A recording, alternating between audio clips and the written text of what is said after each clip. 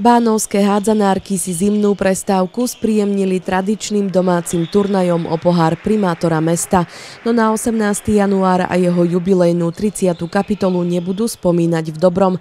Nepodarilo sa im totiž obhájiť 3 predchádzajúce prvenstvá a v konečnom hodnotení obsadili 4.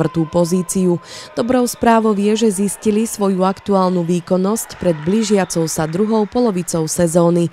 Dievčatá trénera Makíša odštartovali turnaj víťazstvom 24-21 nad Močenkom, no tesná dvojgólová prehra nad juniorkami z Michaloviec a predovšetkým nečakaná 13-gólová prehra s Trenčínom ich zaradila na posledné miesto. Myslím, že tento turnaj nám ukázal, že máme ešte do budúca na čom pracovať.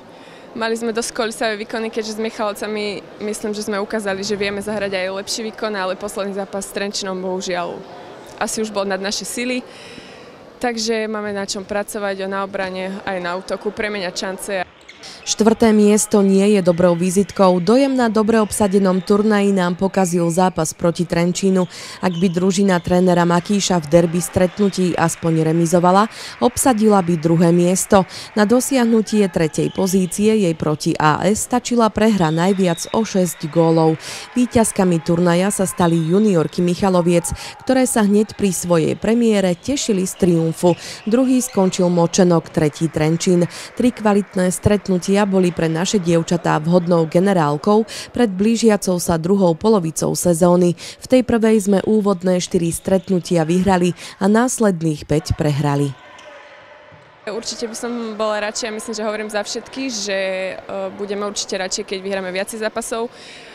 Aj s takými supermi, čo bežne by sme vyhrávali, aj keď asi by som to tak nemala povedať, ale dúfam, že ukážeme lepšie výsledky ako prvú časť sezóny.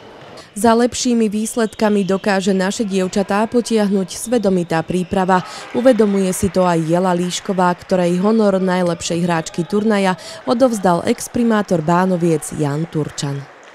Začali sme hneď trénovať od nového roku, aj kondične, aj herne a snažili sme sa aj pripraviť na tento turnaj. Takže dúfam, že nám to niečo pomôže a odrazí sa to v druhej časti sezóny. Naše hádzanárky sa do súťažného kolotoča vrátia 1. februára po dvojmesačnej pauze, keď doma nastúpia o 18. hodine proti posledným Malackám.